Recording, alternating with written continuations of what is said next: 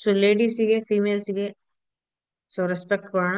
So ಯಾಕಂದ್ರೆ ಒಬ್ಬ women ಆಗಿ, ಒಬ್ಬ ತಾಯಿಯಾಗಿ, ಒಬ್ಬ ಮಗಳಾಗಿ, ಒಬ್ಬ ವೈಫ್ ಆಗಿ, ಒಬ್ಬ ಸಿಸ್ಟರ್ ಆಗಿ, ಸೊ ಡಿಫ್ರೆಂಟ್ ಡಿಫ್ರೆಂಟ್ ಸ್ಟೇಜಸ್ ಅಲ್ಲಿ ಅವಳ ಒಂದು ಕರ್ತವ್ಯನ ನಿಭಾಯಿಸ್ಕೊಂಡು ಹೋಗ್ತಾ ಇದ್ದಾಳೆ. ಸೊ ಅದಕ್ಕೆ ಹ್ಯಾಟ್ಸ್ ಆಫ್ ಹೇಳಿ, ಸೊ ರೆಸ್ಪೆಕ್ಟ್ ಕೊಡೋಣ. ಸೊ ಪ್ರತಿಯೊಬ್ಬರಿಗೂ ಆ ಇದ್ರ ಬಗ್ಗೆ ಮಾಹಿತಿ ಇರ್ಬೇಕು. ಯಾಕಂದ್ರೆ ಆ ಒಂದು ಸ್ಟೇಜ್ ಅಲ್ಲಿ ಆ ಪ್ರತಿಯೊಬ್ಬರಿಗೂ ಆ ತುಂಬಾನೇ ಸಮಸ್ಯೆ ಬರುತ್ತೆ. ಅದೆಲ್ಲಾ ಫೇಸ್ ಮಾಡ್ಕೊಂಡು, ಸೊ ಅದನ್ನೆಲ್ಲಾನು ಆ ಮನ್ಸಲ್ಲಿ ಇಟ್ಕೊಂಡು ಏನೇನ್ ಮಾಡ್ಬೇಕು, ಏನೇನ್ ಕರ್ತವ್ಯ ಇದೆ, ಸೊ ಅದನ್ನೆಲ್ಲಾನು ನೀಟಾಗಿ ಮ್ಯಾನೇಜ್ಮೆಂಟ್ ಮಾಡ್ಕೊಂಡು ಹೋಗುವಂತಹ ಒಂದು ಕೆಲ್ಸ ಏನಾದ್ರೂ ಇತ್ತು ಅಂದ್ರೆ, ಸೊ ಅಥವಾ ಮಾಡಕ್ ಆಗುತ್ತೆ ಅಂದ್ರೆ ಅದು ಹೆಣ್ಮಕ್ಳಿಗೆ ಅಂತ ಹೇಳಕ್ ಇಷ್ಟಪಡ್ತೀನಿ. So thank you so much for giving us a life. ಹೆಣ್ಮಕ್ಳಾಗಿ ಹುಟ್ಟಿರೋದಕ್ಕೆ ದೇವರಿಗೆ ಧನ್ಯವಾದ ಹೇಳಕ್ ಇಷ್ಟಪಡ್ತೀನಿ. ನೆಕ್ಸ್ಟ್ ಸೆಷನ್ ನ ಸ್ಟಾರ್ಟ್ ಮಾಡೋದಕ್ಕಿಂತ ಮುಂಚೆ ಲೇಡೀಸಿಗೆ ರೆಸ್ಪೆಕ್ಟ್ ಅಂದ್ರೆ ಅವಾಗಿನ ಮಟ್ಟಿಗೆ ಅಷ್ಟೇ ಅಲ್ಲ. ಸೊ ಅವರ ಒಂದು ಕರ್ತವ್ಯ ಆಗಿರ್ಬೋದು, ಅವರ ಒಂದು ಆ ವರ್ಕ್ ಸ್ಪೇಸ್ ಆಗಿರ್ಬೋದು, ಎಲ್ಲೇ ಆಗಿರ್ಲಿ, ಸೊ ಅವರಿಗೆ ಕೊಡ್ತಕ್ಕಂಥ ರೆಸ್ಪೆಕ್ಟ್ ಅವರಿಗೆ ಸಿಗಲಿ ಅಂತ ಹೇಳಿ ಕೇಳ್ಕೊಂತಾ ಇದೀನಿ. ಸೊ ಗೈನಕಾಲಜಿ ಪ್ರಾಬ್ಲಮ್ಸ್ ಅನ್ನ ಮಾತಾಡೋದಾದ್ರೆ, ಲೇಡೀಸಿಗೆ ತುಂಬಾನೇ ಹೆಲ್ತ್ ಇಶ್ಯೂಸ್ ಬರುತ್ತೆ. ಸೊ ಯಾಕೆ ಬರುತ್ತೆ, ಏನು, ಅದು ಏನ್ ಪ್ರಾಬ್ಲಮ್ ಮೇನ್ ಅಂತ ನೋಡೋದಾದ್ರೆ, ಸ್ಟಾರ್ಟ್ ಆಗದೆ ಲೇಡೀಸ್ನ ಹ್ಯಾಬಿಟ್ಸ್, ಡೈಲಿ ಹ್ಯಾಬಿಟ್ಸ್ ಮೇಲೆ. ಸೊ ಅವರ ಕೆಲಸದ ಒತ್ತಡ ಆಗಿರ್ಬೋದು, ಅಥವಾ ಮನೆಯಲ್ಲಿ ಆ ಅವ್ರು ಮಾಡ್ತಕ್ಕಂಥ ಕೆಲಸ ಆಗಿರ್ಬೋದು, ಸೊ ಎಲ್ಲಾರ್ನು ತುಂಬಾ ಚೆನ್ನಾಗಿ ನೋಡ್ಕೊಂತಾರೆ. ಮನೆಯಲ್ಲಿರೋರು ಎಲ್ಲಾರ್ನು ಕರೆಕ್ಟ್ ಟೈಮಿಗೆ ಊಟ ತಿಂಡಿ ಎಲ್ಲಾನು ನೀಟಾಗಿ ಮ್ಯಾನೇಜ್ ಮಾಡ್ಕೊಂಡು ಹೋಗ್ತಾರೆ. ಬಟ್ ಅವರ ಹೆಲ್ತ್ ನ ಅವರು ಕಾಪಾಡ್ಕೊಂಡು ಹೋಗಕ್ಕೆ, ಮ್ಯಾನೇಜ್ ಮಾಡಕ್ಕೆ ಆಗಲ್ಲ. ಯಾಕಂದ್ರೆ ಸೊ ಎಲ್ಲಾರ್ನು ಅವ್ರವ್ರ ಕೆಲ್ಸಕ್ಕೆ ಕಳಿಸ್ಬಿಟ್ಟು ಎಲ್ಲಾ ಮ್ಯಾನೇಜ್ ಮಾಡಿ ಕೊನೆಗೆ ಇವರು ಟೈಮ್ ಸಿಕ್ಕರೆ ಕರೆಕ್ಟ್ ಟೈಮಿಗೆ ತಿಂಡಿ ತಿಂತಾರೆ, ಇಲ್ಲ ಅಂದ್ರೆ ಇಲ್ಲ. ಈ ತರದ್ದು food habits, unhealthy food habits ಅನ್ನ ಸೊ ಲೇಡೀಸ್ ಫಾಲೋ ಅಪ್ ಮಾಡ್ತಾ ಇರ್ತಾರೆ. ಸೊ ಅದೇ ಮೇನ್ ರೀಸನ್ ಲೇಡೀಸಿಗೆ ತುಂಬಾನೇ ಸಮಸ್ಯೆ ಬರೋಕೆ ಮೇನ್ ರೀಸನ್ ಅಂದ್ರೆ ಅದೇ ಅನ್ಹೆಲ್ದಿ ಫುಡ್ ಹ್ಯಾಬಿಟ್ಸ್ ಆಗಿರ್ಬೋದು, ಅಥವಾ ಪ್ರಾಪರ್ ಟೈಮ್ ಮ್ಯಾನೇಜ್ಮೆಂಟ್ ಇಲ್ದ, ಫುಡ್ಡಿನ ಮ್ಯಾನೇಜ್ಮೆಂಟ್ ಇಲ್ದೆಲೆ ಸೊ ಒಂದು ಸಮಸ್ಯೆ ಬರ್ತಕ್ಕಂಥದ್ದು. ಬಟ್ ಕ್ರಮೇಣವಾಗಿ ಅವರಿಗೆ ಅವಾಗ ಗೊತ್ತಾಗೋದಿಲ್ಲ, ಬಟ್ ಕ್ರಮೇಣವಾಗಿ ಅದರ ಸಮಸ್ಯೆಗಳು ಜಾಸ್ತಿ ಆಗ್ತಾ ಹೋಗುತ್ತೆ. ಸೊ ಇದು ಒಂದು ಮೇನ್ ರೀಸನ್. ಸೊ ಯಾವ್ಯಾವ ತರ ಲೇಡೀಸಿಗೆ ಪ್ರಾಬ್ಲಮ್ಸ್ ಬರುತ್ತೆ, ಸೊ ಈ ಯಾವ ತರ ಅವರು ಪ್ರಾಬ್ಲಮ್ಸ್ ಅನ್ನ ಫೇಸ್ ಮಾಡ್ತಾರೆ ನೋಡೋದಾದ್ರೆ, ವೆಜಿನಲ್ ಇನ್ಫೆಕ್ಷನ್ಸ್, ಯೂರಿನರಿ ಇನ್ಫೆಕ್ಷನ್ಸ್ ಆಗಿರ್ಬೋದು, ಅಥವಾ UTI ಇನ್ಫೆಕ್ಷನ್ಸ್ ಆಗಿರ್ಬೋದು, ಯೂರಿನರಿ ಟ್ರ್ಯಾಕ್ ಇನ್ಫೆಕ್ಷನ್ಸ್ ಆಗಿರ್ಬೋದು. ಸೊ ಮೆನ್ಸುರೇಷನ್ ಸೈಕಲ್ ಅಲ್ಲಿ ಇರೆಗ್ಯುಲಾರಿಟೀಸ್ ಆಗಿರ್ಬೋದು, ಫೈಬ್ರಾಯ್ಡ್ಸ್ ಆಗಿರ್ಬೋದು, ಓವರಿಯನ್ ಸಿಸ್ಟ್ ಪ್ರಾಬ್ಲಮ್ ಆಗಿರ್ಬೋದು, PCOS ಮತ್ತೆ PCOD ಪ್ರಾಬ್ಲಮ್ ಆಗಿರ್ಬೋದು, ಅಥವಾ ಹೆವಿ ಮೆನ್ಸುರಲ್ ಬ್ಲೀಡಿಂಗ್ ಆಗಿರ್ಬೋದು. ಸೊ ಇದಿಷ್ಟು ಲೇಡೀಸಿಗೆ ರೆಗ್ಯುಲರ್ ಗೆ ಬರ್ತಕ್ಕಂಥ ಸಮಸ್ಯೆ. ಸೊ ಎಲ್ಲರಿಗೂ ಬರುತ್ತೆ ಅಂತಲ್ಲ, ಕೆಲವೊಬ್ಬರಿಗೆ ಈ ಒಂದು ಪ್ರಾಬ್ಲಮ್ಸ್ ತುಂಬಾನೇ ಫೇಸ್ ಮಾಡ್ಬೇಕಾಗುತ್ತೆ. ಸೊ ಯಾಕೆ ಈ ಪ್ರಾಬ್ಲಮ್ಸ್ ಬರುತ್ತೆ, ಏನು ಮೇನ್ ರೀಸನ್ ನೋಡ್ತಾ ಹೋಗೋದಾದ್ರೆ, ಸೊ ಕಾಮನ್ ಗೈನಿಕಲ್ ಪ್ರಾಬ್ಲಮ್ಸ್. ಸೊ ಯಾಕೆ ಬರುತ್ತೆ, ಸೊ ಮೇನ್ ಪ್ರಾಬ್ಲಮ್ಸ್ ಅಂದ್ರೆ ಯಾವ್ದ್ಯಾವ್ದು, ಸೊ ನೋಡ್ತಾ ಹೋಗೋಣ. ಫೈಬ್ರಾಯ್ಡ್ಸ್. ಸೊ ಇವಾಗಿನ ಒಂದು ಲೈಫ್ ಸ್ಟೈಲ್ ಅಲ್ಲಿ ಫೈಬ್ರಾಯ್ಡ್ಸ್ ಇವಾಗ ತುಂಬಾನೇ ಕಾಮನ್ ಆಗಿದೆ. Fibroids, ovarian cyst. ಸೊ ಇದು ಎರಡು ಯಾಕೆ ಬರುತ್ತೆ, ಸೊ ಮೇನ್ ಆಗಿ ನಮ್ಮ ಫುಡ್ ಹ್ಯಾಬಿಟ್ಸ್.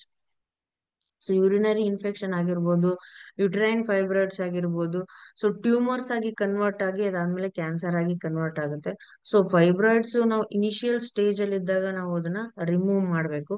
ಸೊ ಯಾಕೆ ಅಂದ್ರೆ, ಸೊ ಫೈಬ್ರಾಯ್ಡ್ಸ್ ನಮಗೆ ಬರ್ತಾ ಬರ್ತಾ ಡೆವಲಪ್ಮೆಂಟ್ ಆಗಿ ಸ್ಟಾರ್ಟ್ ಆಗುತ್ತೆ. ಸೊ ಅದನ್ನ ನೆಗ್ಲೆಕ್ಟ್ ಮಾಡಿದ್ರೆ ಟ್ಯೂಮರ್ ಆಗಿ ಅದ ನೆಕ್ಸ್ಟ್ ಕ್ಯಾನ್ಸರ್ ಆಗಿ ಕನ್ವರ್ಟ್ ಆಗುತ್ತೆ. ಸೊ ಜನ ಮೇಜರ್ ಆಗಿ ಓವರಿಯನ್ ಸಿಸ್ಟಮ್ ಮತ್ತೆ ಫೈಬ್ರಾಯ್ಡ್ಸ್ ಇದು ಎರಡೂ ಸಮಸ್ಯೆಯಿಂದ ಗರ್ಭಕೋಶ ರಿಮೂವ್ ಮಾಡ್ಬೇಕು ಅನ್ನೋ ಒಂದು ಸ್ಟೇಜ್ ವರೆಗೂ ಹೋಗ್ತಾರೆ. ಎಲ್ಲರಿಗೂ ಈ ಒಂದು ಸಮಸ್ಯೆ ಬರ್ತಾ ಹೋಗುತ್ತೆ. ಯಾಕೆ, ಸೊ ಅದಕ್ಕೆ ಟ್ರೀಟ್ಮೆಂಟ್ ಇಲ್ವಾ? ಸೊ ಎಸ್, ಟ್ರೀಟ್ಮೆಂಟ್ ಇದೆ, ಬಟ್ ಇಂಗ್ಲಿಷ್ ಮೆಡಿಸಿನ್ಸ್ ಅಲ್ಲಿ ನಾನ್ ಡೈರೆಕ್ಟ್ ಆಗಿ ಹೇಳೋದಂದ್ರೆ ಇಂಗ್ಲಿಷ್ ಮೆಡಿಸಿನ್ಸ್ ಅಲ್ಲಿ ಟ್ರೀಟ್ಮೆಂಟ್ ಇಲ್ಲ. ಸೊ ಯಾಕೆ? ಫೈಬ್ರಾಯ್ಡ್ಸ್ ಮತ್ತೆ ಓವರಿಯನ್ ಸಿಸ್ಟ್ ನೀವು ಕ್ಲಿಯರ್ ಮಾಡ್ಬೇಕು ಅಂದ್ರೆ ಅದಕ್ಕೆ ಪರ್ಫೆಕ್ಟ್ ಮೆಡಿಸಿನ್ಸ್ ನ ನೀವು ಸಜೆಸ್ಟ್ ಮಾಡ್ಬೇಕು, ಪರ್ಫೆಕ್ಟ್ ಮೆಡಿಸಿನ್ಸ್ ನ ಫಾಲೋ ಅಪ್ ಮಾಡ್ಬೇಕು. ಸೊ ಅದು ಆಯುರ್ವೇದ ಅಥವಾ ಫುಡ್ ಸಪ್ಲಿಮೆಂಟ್ ಅಲ್ಲಿ ನೀವು ಮ್ಯಾನೇಜ್ ಮಾಡ್ಕೊಂತ ಹೋಗ್ಬೋದು. ಬಟ್ ಇಂಗ್ಲಿಷ್ ಮೆಡಿಸಿನ್ಸ್ ಅಲ್ಲಿ ಅದಕ್ಕೆ ಯಾವುದೇ ರೀತಿಯಾದಂತಹ ಪರ್ಟಿಕ್ಯುಲರ್ ಟ್ರೀಟ್ಮೆಂಟ್ ಇಲ್ಲ. ಸಿಸ್ಟ್ ಕ್ಲಿಯರ್ ಮಾಡ್ಬೇಕು ಅಂದ್ರೆ ಆಪರೇಟ್ ಮಾಡ್ಬೇಕು ಅಂತಾರೆ, ಇಲ್ಲ ಬ್ಲಾಸ್ಟ್ ಮಾಡ್ಬೇಕು ಅಂತಾರೆ. ಸೊ ಇಲ್ಲ ಕೆಲವೊಂದ್ ಟೈಮ್ ಅಲ್ಲಿ ರಿಸ್ಕ್ ಚಾನ್ಸಸ್ ಜಾಸ್ತಿ ಇದ್ರೆ ಸೊ ಗರ್ಭಕೋಶ ರಿಮೂವ್ ಮಾಡ್ಬೇಕು, ಬೇರೆ ಆಪ್ಷನ್ ಇಲ್ಲ ಅಂತ ಹೇಳ್ತಾರೆ. ಸೊ ಈ ತರದ ಸಮಸ್ಯೆ ಬರ್ತಾ ಇರೋದ್ರಿಂದ ಆದಷ್ಟು ಅದನ್ನ ಅವಾಯ್ಡ್ ಮಾಡ್ಬೇಕು, ಅದು ಬರ್ದೇ ಇರೋ ತರ ನೋಡ್ಕೋಬೇಕು ಅನ್ನೋದು main intention. So next ಪಾಲಿಸಿಸ್ಟ್ ovarian syndrome, that is PCOS. So PCOS ಬಂದ್ಬಿಟ್ಟು ಇರ್ರೆಗ್ಯುಲರ್ ಮೆನ್ಸುರೇಷನ್ ಸೈಕಲ್ ಆಗಿರ್ಬೋದು ಅಥವಾ ಹಾರ್ಮೋನ್ ಇಂಬ್ಯಾಲೆನ್ಸ್ ಆಗಿರ್ಬೋದು. ಸೊ ಈ ತರದ್ದು ಏನ್ ವೇರಿಯೇಷನ್ಸ್ ಆಗ್ತಾ ಇರತ್ತೆ. ಸೊ ಹೆವಿ ವೇಟ್ ಗೇನ್ ಆಗಿರ್ಬೋದು. ಸೊ ವೇಟ್ ಗೇನ್ ಕೂಡ ಒಂದು PCOS ಪ್ರಾಬ್ಲಮ್ಗೆ ಒಂದು ಮೇನ್ ರೀಸನ್ ಅಂತಾನೆ ಹೇಳ್ಬೋದು. ಸೊ ವೇಟ್ ಗೇನ್ ಅಂದ್ರೆ ನಮ್ಮ ಫುಡ್ ಅಲ್ಲಿ ಇನ್ ಹ್ಯಾಬಿಟ್ಸ್ ಜಾಸ್ತಿ ಇರುತ್ತೆ, ಸೊ ಅವಾಗ ವೇಟ್ ಗೇನ್ ಆಗಿರುತ್ತೆ. ನೆಕ್ಸ್ಟ್ ಲಾಸ್ಟ್ ಬಂದ್ಬಿಟ್ಟು ಇನ್ಫರ್ಟಿಲಿಟಿ ಪ್ರಾಬ್ಲಮ್, ಫೋರ್ತ್ ಬಂದ್ಬಿಟ್ಟು. ಸೊ ಇನ್ಫರ್ಟಿಲಿಟಿ ಪ್ರಾಬ್ಲಮ್ ಬಂದ್ಬಿಟ್ಟು PCOS ಮತ್ತೆ PCOD ಪ್ರಾಬ್ಲಮ್ ಜಾಸ್ತಿ ಆಯ್ತು ಅಂದ್ರೆ ಸೊ ಇಲ್ಲಿ ನಿಮ್ಗೆ ಏನಾಗುತ್ತೆ, ಕರೆಕ್ಟ್ ಆಗಿ ಸೈಕಲ್ಸ್ ಫಾಲೋ ಆಗ್ತಾ ಇಲ್ಲ ಅಂದ್ರೆ ಸೊ ಇನ್ಫರ್ಟಿಲಿಟಿ ಪ್ರಾಬ್ಲಮ್ ಬರ್ತಾ ಹೋಗುತ್ತೆ. ಸೊ ಆದಷ್ಟು ಅದಕ್ಕೆ ಅರ್ಲಿಯಾಗಿ ಟ್ರೀಟ್ಮೆಂಟ್ಸ್ ನಾವು ಸ್ಟಾರ್ಟ್ ಮಾಡ್ಕೋಬೇಕು. And fifth common gynaec problem ಬಂದ್ಬಿಟ್ಟು ಸರ್ವಿಕಲ್ ಕ್ಯಾನ್ಸರ್. ಈ ಸರ್ವಿಕಲ್ ಕ್ಯಾನ್ಸರ್ ಬಂದ್ಬಿಟ್ಟು ಸರ್ವೈಕಲ್ ಕ್ಯಾನ್ಸರ್ ಅಂತ ಏನೇ ಕರಿತೀವಿ. ಸೊ ಸರ್ವಿಕ್ಸ್ ಇನ್ಫೆಕ್ಷನ್ಸ್ ಜಾಸ್ತಿ ಆಗ್ತಾ ಇರುತ್ತೆ. ಸರ್ವಿಕ್ಸ್ ಇನ್ಫೆಕ್ಷನ್ ಯಾವ್ದಕ್ಕಾಗುತ್ತೆ ಅಂದ್ರೆ ಸೊ ನಮ್ದ ಪ್ರಾಪರ್ ಯೂರಿನೇಷನ್ಸ್ ಇಲ್ಲ, ವಿಜಿನಲ್ ಇನ್ಫೆಕ್ಷನ್ಸ್ ಅನ್ನ ನೆಗ್ಲೆಕ್ಟ್ ಮಾಡಿರ್ತೀವಿ. ಸೊ ಸರ್ವಿಕ್ಸ್ ಸ್ವೆಲ್ಲಿಂಗ್ ಆಗ್ತಾ ಇರುತ್ತೆ, ಇನ್ಫೆಕ್ಷನ್ಸ್ ಜಾಸ್ತಿ ಆಗ್ತಾ ಇರುತ್ತೆ. ಸೊ ಇದನ್ನ ನಾವು ನೆಗ್ಲೆಕ್ಟ್ ಮಾಡಿದಷ್ಟು ಏನಾಗುತ್ತೆ, ಅದರ ಪ್ರಮಾಣ ಜಾಸ್ತಿ ಆಗಿ ಅದು ಕ್ಯಾನ್ಸರ್ ಆಗಿ ಕನ್ವರ್ಟ್ ಆಗುತ್ತೆ. ಅದಕ್ಕೆ ಅರ್ಲಿ ಸ್ಟೇಜಸ್ ಅಲ್ಲಿ ಇದ್ದಾಗ ಅದನ್ನ ಆದಷ್ಟು ಕ್ಲಿಯರ್ ಮಾಡ್ಬೇಕು. ಎಂಡೋಮೆಟ್ರಿಯೋಸಿಸ್ ಬಂದ್ಬಿಟ್ಟು ನಿಮ್ಗೆ ಸ್ವೆಲ್ಲಿಂಗ್ ಬರ್ತಾ ಇರತ್ತೆ, ಯುಟ್ರಸ್ ಸ್ವೆಲ್ಲಿಂಗ್ ಅಂತ ಕರೀತಾರೆ. ಸೊ ಈ ಯುಟ್ರಸ್ ಸ್ವೆಲ್ಲಿಂಗ್ ಬಂದ್ಬಿಟ್ಟು ಓವರೀಸ್ ಮತ್ತೆ ಫೆಲೋಪಿಯನ್ ಟ್ಯೂಬ್ ಮತ್ತೆ ಆ ಅದರ ಸುತ್ತಮುತ್ತ ಜಾಗ ನೀವು ಇಲ್ಲಿ ನೋಡ್ಬೋದು. ಸೊ ಇಲ್ಲಿ ಎಲ್ಲ ಡೆವಲಪ್ಮೆಂಟ್ ಆಗಕ್ ಸ್ಟಾರ್ಟ್ ಆಗುತ್ತೆ, ಸ್ವೆಲ್ಲಿಂಗ್ ಆಗಕ್ ಸ್ಟಾರ್ಟ್ ಆಗುತ್ತೆ, ಊತ ಬರಕ್ ಸ್ಟಾರ್ಟ್ ಆಗುತ್ತೆ. ಸೊ ಆ ಒಂದು ಕಂಡೀಷನ್ಸ್ ಅನ್ನ ನಾವು ಎಂಡೋಮೆಟ್ರಿಯೋಸಿಸ್ ಅಂತ ಕರಿತೀವಿ. ಸೊ ಈ ಒಂದು ಸ್ಟೇಜಸ್ ಅಲ್ಲೂ ಕೂಡ ಗರ್ಭಕೋಶ ರಿಮೂವ್ ಮಾಡ್ಬೇಕು, ಏನು ಆಪ್ಷನ್ ಇಲ್ಲ ಅಂತ ಹೇಳ್ತಾರೆ. ಸೊ ಅದಕ್ಕೆ ಆದಷ್ಟು ಇಷ್ಟು ಸಮಸ್ಯೆಯಿಂದ ಆ ಆದಷ್ಟು ಲೇಡೀಸ್ ಹೊರಗ್ ಬರ್ಬೇಕು. ಯಾಕಂದ್ರೆ ನಮ್ಮ ಹೆಲ್ತ್ ಬೇರೆ ಯಾರು ಕಾಪಾಡೋದಿಲ್ಲ, ನಾವೇ ನೋಡ್ಕೋಬೇಕು. ಸೊ ಇದಲ್ದೆ ಕೆಲವೊಂದು ಸಿಚುವೇಶನ್ಸ್ ಇದೆ, ಪ್ರಾಬ್ಲಮ್ಸ್ ಇದೆ. ಸೊ ಅದನ್ನ ನೋಡೋದಾದ್ರೆ ಡಯರಿ ಆಗಿರ್ಬೋದು ಅಥವಾ ಡಿಸ್ಮೆನೋರಿಯಾ ಅಂತ ಕರಿತೀವಿ. ಸೊ ಅಂದ್ರೆ ಆ, ಪದೇ ಪದೇ ಹೊಟ್ಟೆ ನೋವು ಬರೋದು, ಪೀರಿಯಡ್ ಸೈಕಲ್ ಅಲ್ಲಿ ಪೇನ್ಸ್ ಜಾಸ್ತಿ ಬರೋದು, ಆಮೇಲೆ ಓವರಿಯನ್ ಸಿಸ್ಟ್, ಎಂಡೋಮೆಟ್ರಿಯೋಸಿಸ್ ನಾನು ಅವಾಗ್ಲೇ ಹೇಳ್ದಲ್ಲ ಸ್ವೆಲ್ಲಿಂಗ್ಸ್ ಬರ್ತಾ ಇದೆ, ಗಂಟುಗಳಾಗ್ತಾ ಇದೆ ಅಂತ. ಸೊ ಆ ಒಂದು ಸಿಚುವೇಶನ್ಸ್ ಆಗಿರ್ಬೋದು, PCOS ಪ್ರಾಬ್ಲಮ್ ಆಗಿರ್ಬೋದು. ಅಂಡ್ ಮೇನ್ ಬಂದ್ಬಿಟ್ಟು UTI, that is urinary track infections. ಇದಿಷ್ಟು ನೀವು ನೆಗ್ಲೆಕ್ಟ್ ಮಾಡಿ ಮಾಡಿ ಮಾಡಿ ಏನಾಗುತ್ತೆ, ಸಿವಿಯರ್ ಪ್ರಾಬ್ಲಮ್ಸ್ ಬರ್ತಾ ಹೋಗುತ್ತೆ. ಸೊ ಲೇಡೀಸಿಗೆ ಒಂದು ಏನಂದ್ರೆ ಅವ್ರ ಆರೋಗ್ಯ ಅವರು ನೀಟಾಗಿ ನೋಡ್ಕೊಳೋದಿಲ್ಲ. ಸೊ ಯಾಕಂದ್ರೆ ಎಲ್ಲಾನು ನೀಟಾಗಿ ಮ್ಯಾನೇಜ್ ಮಾಡಿ ಸೊ ಎಲ್ಲಾನು ಬ್ಯಾಲೆನ್ಸ್ ಮಾಡ್ಕೊಂತ ಹೋಗಿ ಸೊ ಅದರಲ್ಲೇ ಅವರು ಟೈಮ್ ಜಾಸ್ತಿ ಸ್ಪೆಂಡ್ ಮಾಡ್ತಾರೆ. ಮನೆಯವರು ಅಥವಾ ಮನೆಯಲ್ಲಿ ಮಕ್ಕಳಾಗಿರ್ಬೋದು ಅಥವಾ ವಯಸ್ಸಾದವರಾಗಿರ್ಬೋದು, ಯಾರೇ ಏಜ್ ಪೀಪಲ್ಸ್ ಇರ್ಬೋದು, ಸೊ ಯಾರೇ ಆಗಿರ್ಲಿ ಎಲ್ಲರನ್ನೂ ಚೆನ್ನಾಗಿ ನೋಡ್ಕೊಂತಾರೆ. ಬಟ್ ಅವ್ರ ಆರೋಗ್ಯ ನೋಡ್ಕೊಳಕ್ಕೆ ಅವ್ರಿಗೆ ಟೈಮ್ ಇಲ್ಲ. ಸೊ ಅದು ಆಗ್ಬಾರ್ದು. ಯಾಕಂದ್ರೆ ಇರೋಷ್ಟು ನಮ್ಮ ಲೈಫ್ ಸ್ಪ್ಯಾನ್ ಅಲ್ಲಿ ಯಾವುದೇ ರೀತಿಯಾದಂತ ಸಮಸ್ಯೆ ಬರ್ದೇ ಇರೋ ತರ ನಾವು ನೋಡ್ಕೋಬೇಕು. ಸೊ ನೆಕ್ಸ್ಟ್ ಬಂದ್ಬಿಟ್ಟು irregular periods, main problem irregular periods. First problem start ಆಗೋದೇ ಇಲ್ಲಿ. ಸೊ ಲೇಡೀಸಿಗೆ ಯಾವುದೇ ಆಗಿರ್ಬೋದು, ಇನಿಷಿಯಲ್ ಸ್ಟೇಜಸ್ ಅಲ್ಲೇ ನಿಮಗೆ ಆ ಕೆಲವೊಂದು ವಿಷಯಗಳು ಗೊತ್ತಾಗ್ತಾ ಹೋಗುತ್ತೆ, ಬಟ್ ಅವಾಗೇನೆ ನೀವು ಅದಕ್ಕೆ ಸೊಲ್ಯೂಷನ್ ಕಂಡ್ಕೋಬೇಕು. ಸೊ ಲೇಡೀಸ್ಗೆ ಏನೇ ಪ್ರಾಬ್ಲಮ್ ಇದ್ರು ಫಸ್ಟ್ ಪ್ರಾಬ್ಲಮ್ ಸ್ಟಾರ್ಟ್ ಆಗೋದು ಇರೆಗ್ಯುಲರ್ ಪೀರಿಯಡ್ಸ್. ಇರೆಗ್ಯುಲರ್ ಪೀರಿಯಡ್ಸ್ ಯಾಕೆ ಬರುತ್ತೆ ಅಂದ್ರೆ ಸೊ ಒಂದು ಹಾರ್ಮೋನಲ್ ಇಂಬ್ಯಾಲೆನ್ಸ್, ಹಾರ್ಮೋನಲ್ ಚೇಂಜಸ್ ಇಂದ ನಿಮ್ಗೆ ಇರೆಗ್ಯುಲರ್ ಪೀರಿಯಡ್ಸ್ ಸ್ಟಾರ್ಟ್ ಆಗುತ್ತೆ. ಸೊ ಯಾಕೆಂದ್ರೆ ಮೇನ್ ಆಗಿ ನಮ್ಮ ಬಾಡಿಯಲ್ಲಿ ಇಂಬ್ಯಾಲೆನ್ಸ್ ಸ್ಟಾರ್ಟ್ ಆಗದೆ ಹಾರ್ಮೋನಲ್ ಚೇಂಜಸ್ ಫಸ್ಟ್ ಎಫೆಕ್ಟ್ ಅಂತಾನೆ ಹೇಳ್ಬೋದು. ಸೊ ನಮ್ಮ ಫುಡ್ ಇಂದ ಆಗಿರ್ಬೋದು ಅಥವಾ ಅನ್ಹೆಲ್ದಿ ಫುಡ್ ಹ್ಯಾಬಿಟ್ಸ್ ಆಗಿರ್ಬೋದು, ಅಥವಾ ಪ್ರಾಪರ್ ಫುಡ್ ಇಂಟೇಕ್ ಇಲ್ಲ, ಪ್ರಾಪರ್ ವಾಟರ್ ಕನ್ಸಂಪ್ಷನ್ ಇಲ್ಲ. ಸೊ ಈ ತರದ್ದು ನಮ್ಮ ಊಟದಲ್ಲಿ ಏನಾದ್ರೂ ಚೇಂಜಸ್ ಇತ್ತು ಅಂದ್ರೆ, ಸೊ ಅವಾಗ ನಮ್ಗೆ ಏನಾಗುತ್ತೆ, ಬಾಡಿಯಲ್ಲಿ ಹಾರ್ಮೋನಲ್ ಚೇಂಜಸ್ ಸ್ಟಾರ್ಟ್ ಆಗುತ್ತೆ. ಸೊ ಏನಾದ್ರೂ ಕೊರತೆಗಳು ಇದ್ರೆ, ಪ್ರೋಟೀನ್ಸ್ ಆಗಿರ್ಬೋದು, ವಿಟಮಿನ್ಸ್ ಆಗಿರ್ಬೋದು, ಸೊ ಈ ತರದ್ದು ಏನಾದ್ರೂ ಲೋ ಲೆವೆಲ್ ಇತ್ತು ಅಂದ್ರೆ, ಬ್ಲಡ್ ಆಗಿರ್ಬೋದು, ಎಲ್ಲಾನು main reason for hormonal imbalance ಅಂತ ಕರಿತೀವಿ. ಸೊ ನೆಕ್ಸ್ಟ್, ಎಕ್ಸೆಸಿವ್ ಎಕ್ಸಸೈಸ್ ಅಂದ್ರೆ ಓವರ್ ಎಕ್ಸಸೈಸ್. ಕೆಲವೊಬ್ರು ವೇಟ್ ರಿಡ್ಯೂಸ್ ಮಾಡ್ಬೇಕು ಅಂತ ಹೇಳಿ ಓವರ್ ಎಕ್ಸಸೈಸ್ ಮಾಡ್ತಾರೆ. ಸೊ ಸಡನ್ ಆಗಿ ನಾನು ವೇಟ್ ರೆಡ್ಯೂಸ್ ಮಾಡ್ಬೇಕು, ನನ್ ತೂಕ ಜಾಸ್ತಿ ಆಗಿದೆ ಸೊ ಅನ್ನೋ ಒಂದು ಕಾರಣಕ್ಕೆ ಈ ತರ ಮಾಡ್ತಾರೆ, ಅದು ಕೂಡ ತಪ್ಪು. ಅದರಿಂದನೂ ಮೆನ್ಚುರಲ್ ಸೈಕಲ್ ಇಂಬ್ಯಾಲೆನ್ಸ್ ಆಗುತ್ತೆ and over all body imbalance ಆಗುತ್ತೆ. ಯೂರಿನರಿ ಇನ್ಫೆಕ್ಷನ್ಸ್ ಅಥವಾ ಅದರ್ ಡಿಸೀಸಸ್ ಬರಕ್ಕೆ ಅದು ರೀಸನ್ ಆಗುತ್ತೆ. ನೆಕ್ಸ್ಟ್ ಬಂದ್ಬಿಟ್ಟು reproductive system disorder. So main ಆಗಿ ರಿಪ್ರೊಡಕ್ಟಿವ್ ಸಿಸ್ಟಮ್ ಡಿಸ್ಟರ್ಬ್ ಆಗುತ್ತೆ. ಹಾರ್ಮೋನಲ್ ಚೇಂಜಸ್ ಆದಾಗ ಇರೆಗ್ಯುಲರ್ ಪೀರಿಯಡ್ಸ್ ಸ್ಟಾರ್ಟ್ ಆಯ್ತು ಅಂದ್ರೆ, ಸೊ ನೆಕ್ಸ್ಟ್ ನಿಮಗೆ ಬರೋದೇ ಇನ್ಫರ್ಟಿಲಿಟಿ ಪ್ರಾಬ್ಲಮ್. ಸೊ ಈ ಒಂದು ಸಮಸ್ಯೆ ಕೂಡ ನಿಮಗೆ ಸ್ಟಾರ್ಟ್ ಆಗುತ್ತೆ. And over all stress life, ನಿಮ್ಮ ಲೈಫ್ ಸ್ಟೈಲ್ ಆಗಿರ್ಬೋದು, ಆಮೇಲೆ ಸ್ಟ್ರೆಸ್ ಜಾಸ್ತಿ ತಗೊಂಡ್ರೆ ಅವಾಗೂ ಕೂಡ ನಿಮ್ಗೆ ಇರೆಗ್ಯುಲರ್ ಪೀರಿಯಡ್ಸ್ ಸ್ಟಾರ್ಟ್ ಆಗುತ್ತೆ. And weight fluctuations. ಸೊ ಯಾವಾಗ್ಲೂ ಕಾನ್ಸ್ಟೆಂಟ್ ವೇಟ್ ಇರಲ್ಲ, ಸ್ವಲ್ಪ ಯಾವಾಗ್ಲೂ ಹೆವಿ ಆಗೋದು, ಸಡನ್ ಆಗಿ ಲೋ ಆಗೋದು, ಈ ತರದ್ದು ವೇರಿಯೇಷನ್ಸ್ ಇರುತ್ತೆ. So that is all based on hormonal changes ಅಂತಾನೆ ಹೇಳ್ತೀವಿ.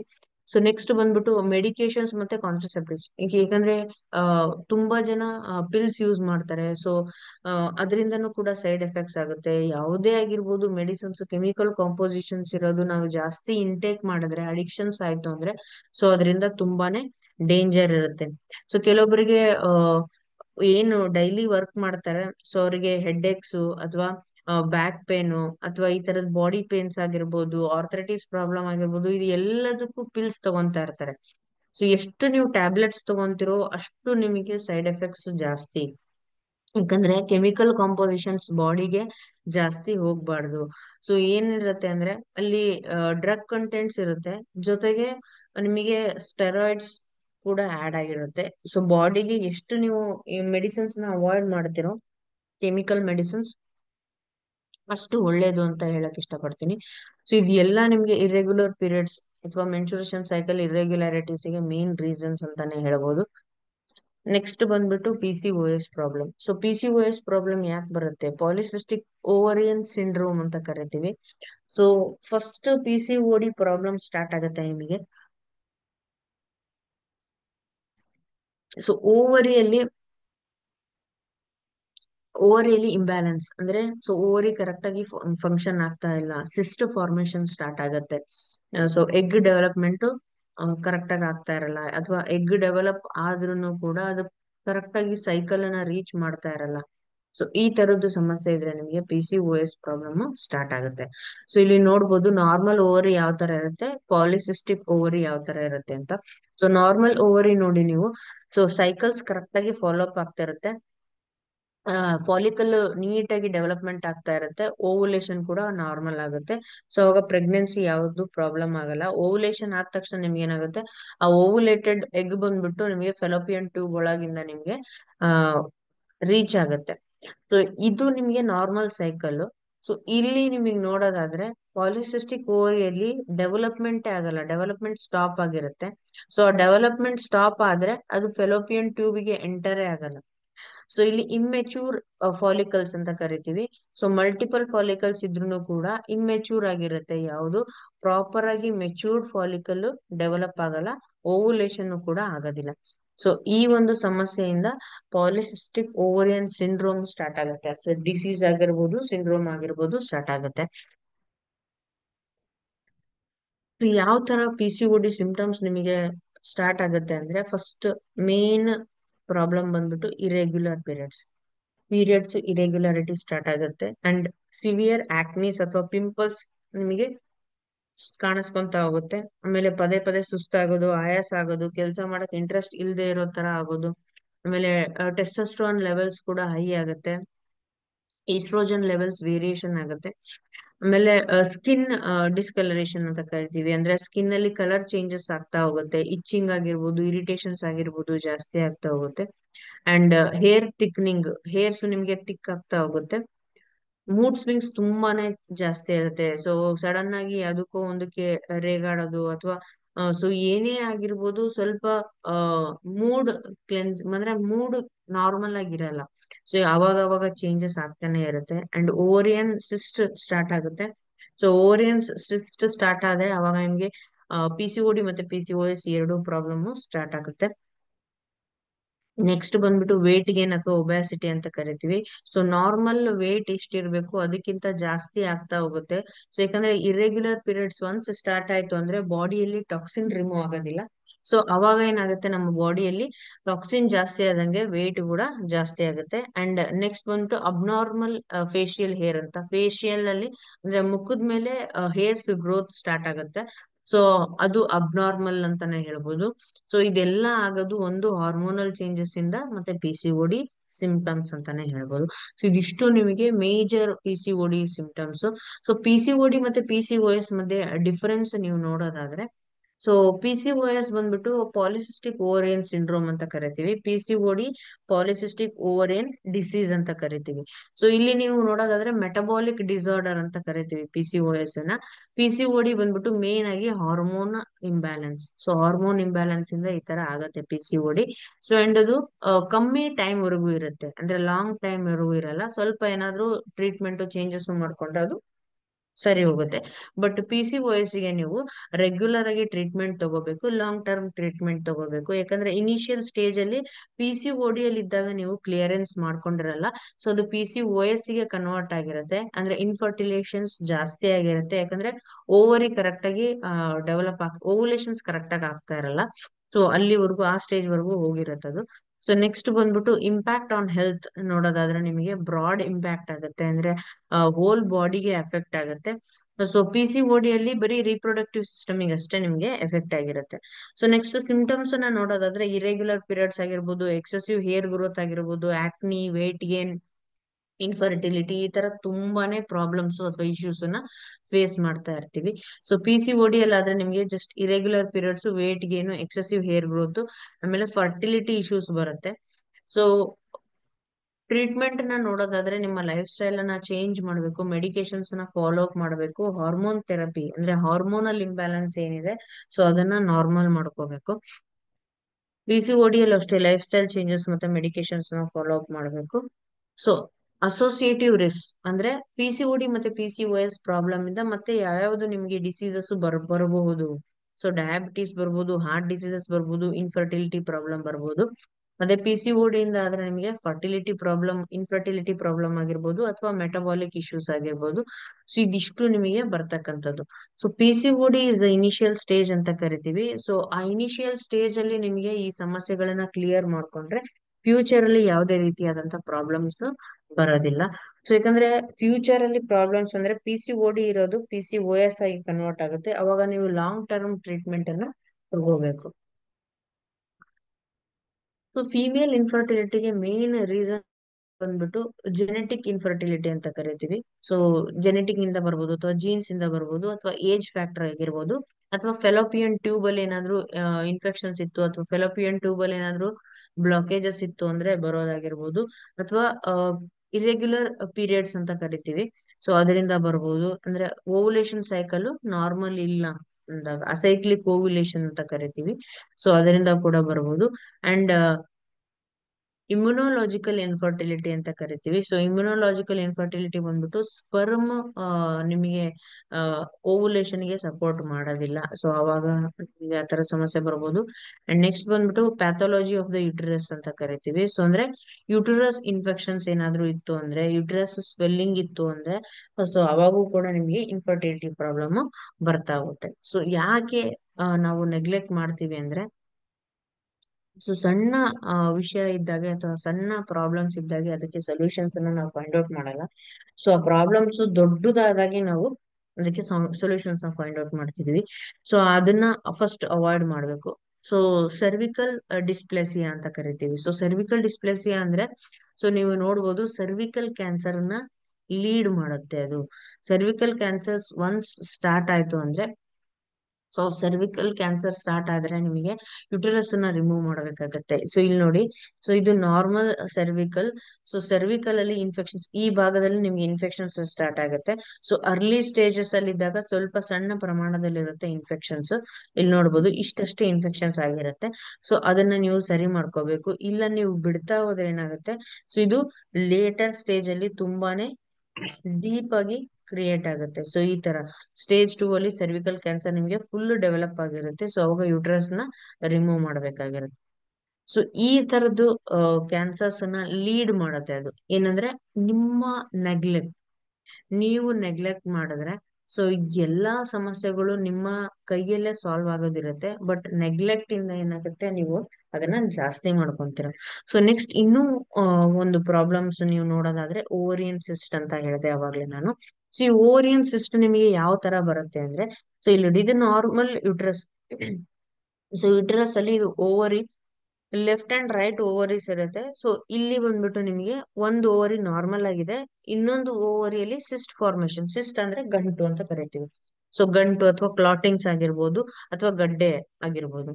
ಸೊ ಅದು ಓವರಿಯನ್ ಸಿಸ್ಟ್ ಅಂದ್ರೆ ಓವರಿಯಲ್ಲಿ ಗಡ್ಡೆ ಆಗಿರೋದ್ರಿಂದ ಓವರಿಯನ್ ಸಿಸ್ಟ್ ಅಂತ ಕರಿತೀವಿ.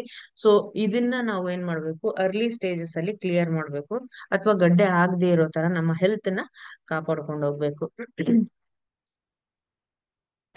ಇನ್ನೂ ಒಂದು ಮೇಜರ್ ಪ್ರಾಬ್ಲಮ್ ಬಂದ್ಬಿಟ್ಟು ಫೆಲೋಪಿಯನ್ ಟ್ಯೂಬ್ ಬ್ಲಾಕೇಜ್ ಅಂತ ಕರಿತೀವಿ. ಸೊ ಮೇಜರ್ ಇನ್ಫರ್ಟಿಲಿಟಿಗೆ ಮೇನ್ ರೀಸನ್ ಬಂದ್ಬಿಟ್ಟು ಫೆಲೋಪಿಯನ್ ಟ್ಯೂಬ್ ಬ್ಲಾಕೇಜ್. ಸೊ ಇಲ್ಲಿ ಓವರಿಯಲ್ಲಿ ನಿಮ್ಗೇನು ಎಗ್ ಫಾರ್ಮೇಶನ್ ಆಗಿರುತ್ತೆ, ಅಂದ್ರೆ ಆಕ್ಟಿವ್ ಎಗ್ ಅಥವಾ ಓವುಲೇಷನ್ ಏನಾಗಿರುತ್ತೆ. ಸೊ ಆ ಓವುಲೇಟ್ ಆಗಿರುವಂತಹ ಎಗ್ ಬಂದ್ಬಿಟ್ಟು ಇಲ್ಲಿಂದ ಪಾಸ್ ಆಗಿ ನಿಮಗೆ ಇಲ್ಲಿ ಪ್ಲೇಸ್ ಆಗ್ಬೇಕು. ಸೊ ಈ ಜಾಗದಲ್ಲಿ ಪ್ಲೇಸ್ ಆಗಿ ಇಲ್ಲಿ ನಿಮ್ಗೆ ಬೇಬಿ ಡೆವಲಪ್ಮೆಂಟ್ ಸ್ಟಾರ್ಟ್ ಆಗುತ್ತೆ. ಸೊ ಅಲ್ಲಿ ನಿಮಗೆ ಇಲ್ಲಿಂದ ಬರೋಕೆ ಇಲ್ಲಿ ಬ್ಲಾಕೇಜಸ್ ಇದೆ. ಸೊ ಬ್ಲಾಕೇಜಸ್ ಇದೆ ಅಂದ್ರೆ ಇಲ್ಲಿಂದ ಇಲ್ಲಿಗೆ ಪಾಸ್ ಆಗೋದಿಲ್ಲ. ಸೊ ಅವಾಗ ನಿಮಗೆ ಇನ್ಫರ್ಟಿಲಿಟಿ ಪ್ರಾಬ್ಲಮ್ ಸ್ಟಾರ್ಟ್ ಆಗುತ್ತೆ, ಫೆಲೋಪಿಯನ್ ಟ್ಯೂಬ್ ಬ್ಲಾಕೇಜ್ ಆಗುತ್ತೆ. ಸೊ ಫೆಲೋಪಿಯನ್ ಟ್ಯೂಬ್ ಬ್ಲಾಕೇಜಸ್ ಇತ್ತು ಅಂದ್ರೆ ಸೊ ಅವಾಗ IVF ಆಗಿರ್ಬೋದು, ಈ ತರದ್ ಏನಾದ್ರೂ ಒಂದು ಆಪ್ಷನ್ ಅಲ್ಲಿ ನೀವು ಪ್ರೆಗ್ನೆಂಟ್ ಆಗ್ಬೋದು. ಸೊ ಇಲ್ಲ ನಾರ್ಮಲ್ ಆಗಿ ಆಗ್ಬೇಕು ಅಂದ್ರೆ ಈ ಫೆಲೋಪಿಯನ್ ಟ್ಯೂಬ್ ಬ್ಲಾಕೇಜಸ್ ಅನ್ನ ರಿಮೂವ್ ಮಾಡ್ಕೊಂಡು ಆಮೇಲೆ ನೀವು ನಾರ್ಮಲ್ ಆಗಿ ಪ್ರೆಗ್ನೆಂಟ್ ಆಗ್ಬೋದು. ಇದು ಮೇನ್ ರೀಸನ್ ಫಾರ್ ಇನ್ಫರ್ಟಿಲಿಟಿ ಅಂತ ಕರಿತೀವಿ, ಫೆಲೋಪಿಯನ್ ಟ್ಯೂಬ್ ಬ್ಲಾಕೇಜ್. ಇಲ್ಲಿ ಬ್ಲಾಕೇಜಸ್ ಇದೆ. ಸೊ ಕೆಲವೊಬ್ಬರಿಗೆ ಒಂದು ಫೆಲೋಪಿಯನ್ ಟ್ಯೂಬ್ ಬ್ಲಾಕೇಜ್ ಇರುತ್ತೆ, ಕೆಲವೊಬ್ಬರಿಗೆ ಎರಡು ಫೆಲೋಪಿಯನ್ ಟ್ಯೂಬ್ ಬ್ಲಾಕೇಜ್ ಇರುತ್ತೆ, depending on our health issues. So ಅವರವರ ಹೆಲ್ತ್ ಇಶ್ಯೂಸ್ ಮೇಲೆ ಅದು ಡಿಪೆಂಡ್ ಆಗಿರುತ್ತೆ. ಸೊ PCOS ಪ್ರಾಬ್ಲಮ್ ಅನ್ನ ನ್ಯಾಚುರಲಿ ಕ್ಯೂರ್ ಮಾಡ್ಬೋದಾ? ಎಸ್, ನ್ಯಾಚುರಲಿ ಕ್ಯೂರ್ ಮಾಡ್ಬೋದು ಬೈ ಯುವರ್ ಹೆಲ್ದಿ ಹ್ಯಾಬಿಟ್ಸ್ ಅಂತಾನೆ ಕರಿತೀವಿ. ಸೊ ಹೆಲ್ದಿ ಹ್ಯಾಬಿಟ್ಸ್ ಅನ್ನ ಫಾಲೋ ಅಪ್ ಮಾಡಿ ನೀವು ನ್ಯಾಚುರಲ್ ಆಗಿ ಕ್ಯೂರ್ ಮಾಡ್ಬೋದು.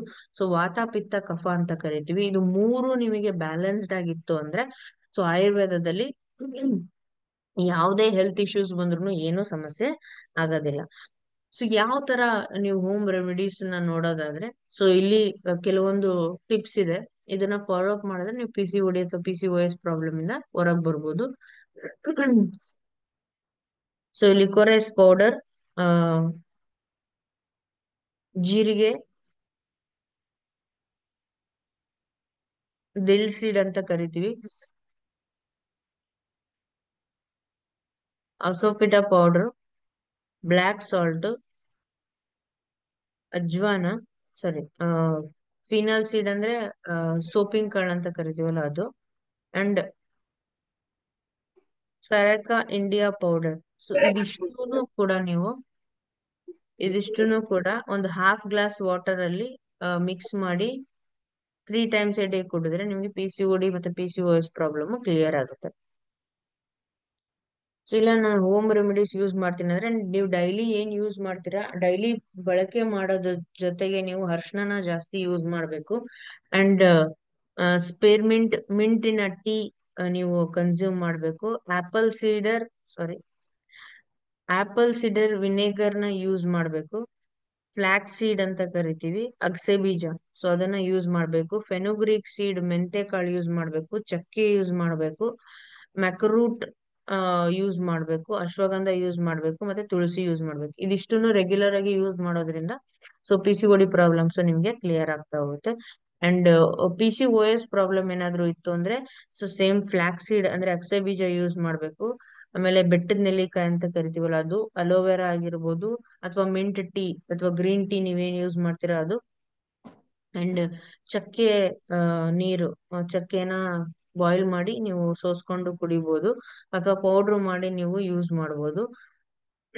ಅಂಡ್ ನೆಕ್ಸ್ಟ್ ಬಂದ್ಬಿಟ್ಟು ಮೆಂತೆಕಾಳು. ಸೊ ಇದನ್ನ ರೆಗ್ಯುಲರ್ ಆಗಿ ಯೂಸ್ ಮಾಡೋದ್ರಿಂದ PCOD ಮತ್ತೆ PCOS ಪ್ರಾಬ್ಲಮ್ ಇಂದ ನೀವು ಹೊರಗೆ ಬರ್ಬೋದು. ಸೊ ಡಯಟ್ ಪ್ಲಾನ್ ನೋಡೋದಾದ್ರೆ, ಸೊ ಡಿಫ್ರೆಂಟ್ ಡಯಟ್ ಪ್ಲಾನ್ಸ್ ಇದೆ.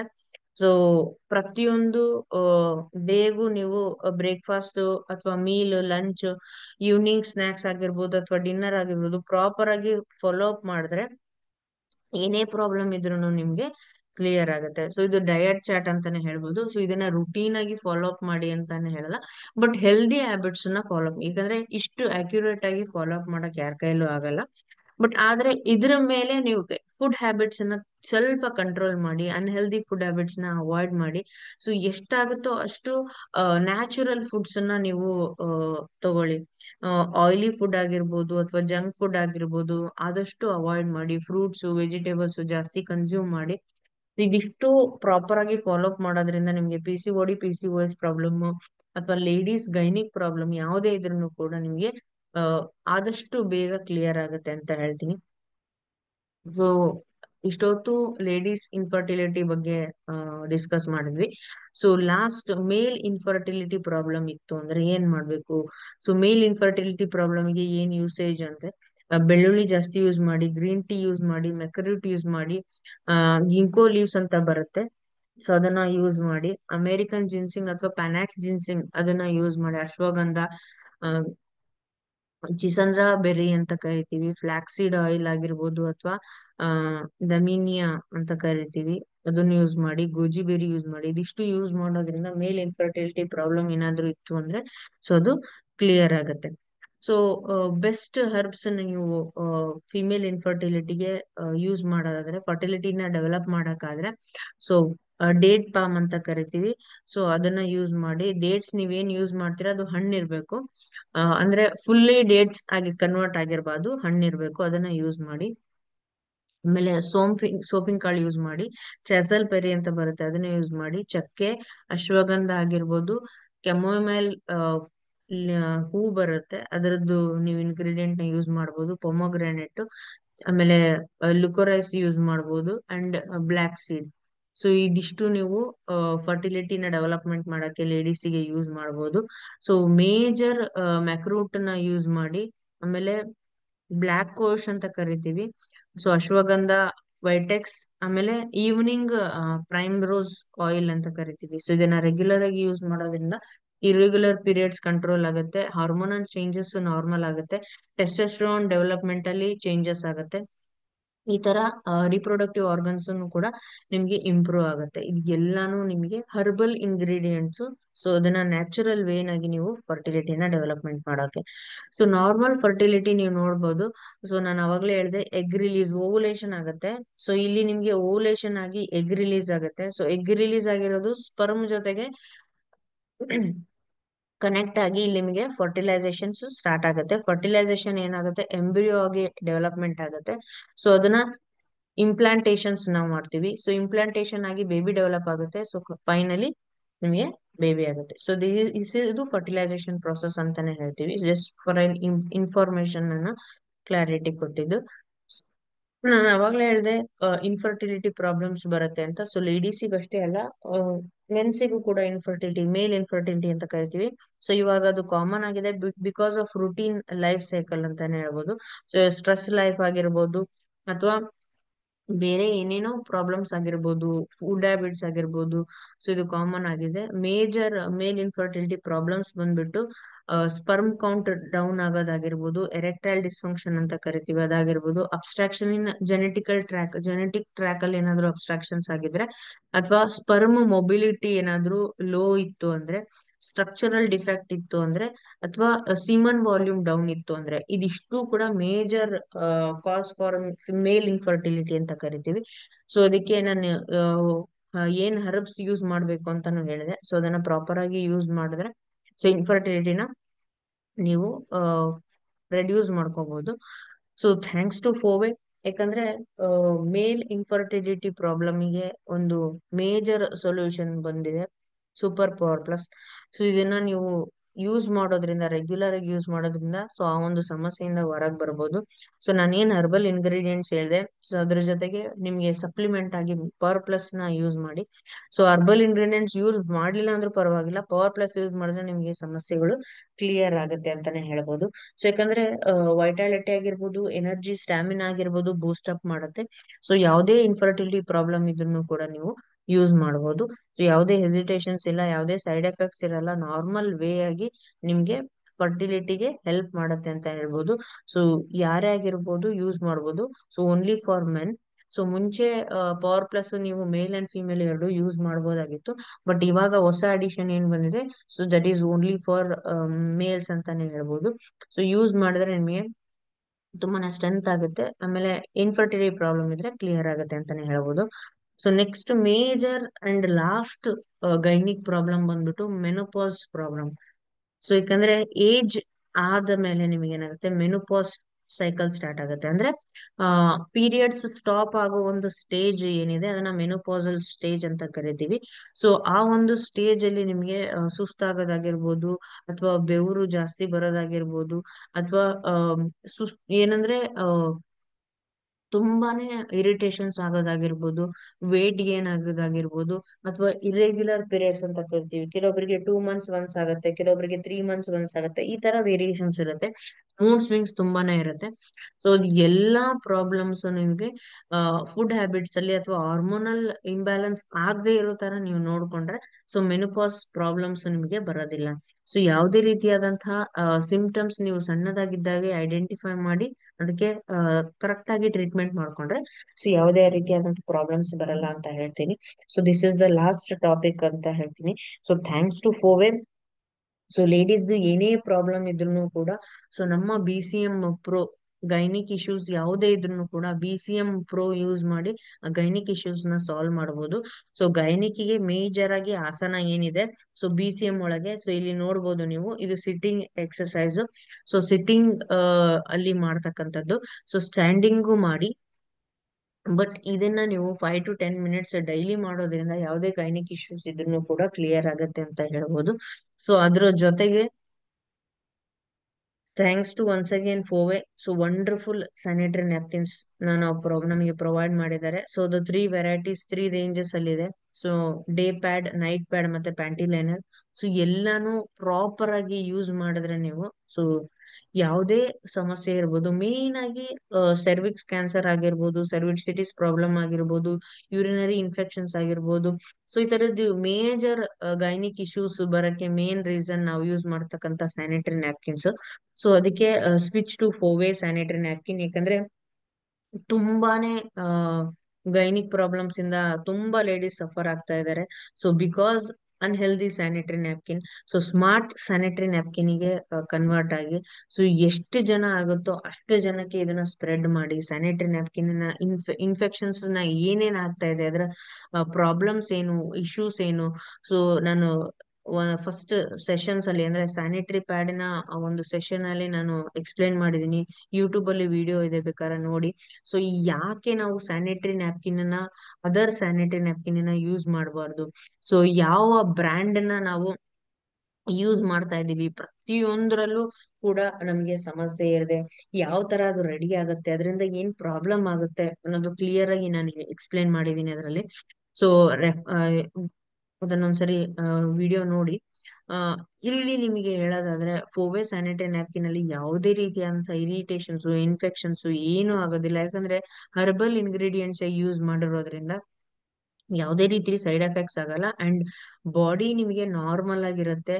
ಆಮೇಲೆ ಹೆಲ್ತ್ ಇಶ್ಯೂಸ್ ಯಾವುದು ಬೇಗ ಬರೋದಿಲ್ಲ, ಯೂರಿನರಿ ಇನ್ಫೆಕ್ಷನ್ಸ್ ಆಗೋದಿಲ್ಲ, ನಮ್ಮ ಯುಟ್ರೈನ್ ಫುಲ್ ಫ್ಲೆಡ್ಜ್ ಆಗಿ ಇದು ನಾರ್ಮಲ್ ಆಗಿರತ್ತೆ, ಯಾವುದೇ ಇನ್ಫೆಕ್ಷನ್ಸ್ ಅನ್ನ ಬರಕ್ ಬಿಡೋದಿಲ್ಲ. ಯುಟಿರೈನ್ ಅನ್ನ ನಾವ್ ಎಷ್ಟು ಕಾಪಾಡ್ಕೊಂತೀವೋ, ಅಥವಾ ನಾವ್ ಎಷ್ಟು ನಮ್ಮ ಯುಟ್ರಸ್ ಅನ್ನ ಕಾಪಾಡ್ಕೊಂತೀವೋ ಅಷ್ಟು ನಮ್ಗೆ ಲೈಫ್ ಚೆನ್ನಾಗಿರತ್ತೆ. ಸೊ ಅದಕ್ಕೆ ಸ್ಯಾನಿಟರಿ ನ್ಯಾಪ್ಕಿನ್ ರೆಗ್ಯುಲರ್ ಆಗಿ ಯೂಸ್ ಮಾಡಿ ಅಂತ ಹೇಳಕ್ ಇಷ್ಟಪಡ್ತೀನಿ. ಪೋವೆ ಸ್ಯಾನಿಟರಿ ನ್ಯಾಪ್ಕಿನ್ ಬೇರೆದಲ್ಲ.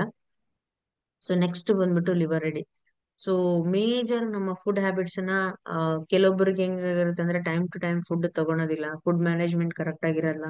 ಸೊ ಅಂತ ಒಂದು ಸಿಚುವೇಶನ್ಸ್ ಅಲ್ಲಿ ತುಂಬಾನೇ ಪ್ರಾಬ್ಲಮ್ಸ್ ಅನ್ನ ಫೇಸ್ ಮಾಡ್ತಾರೆ.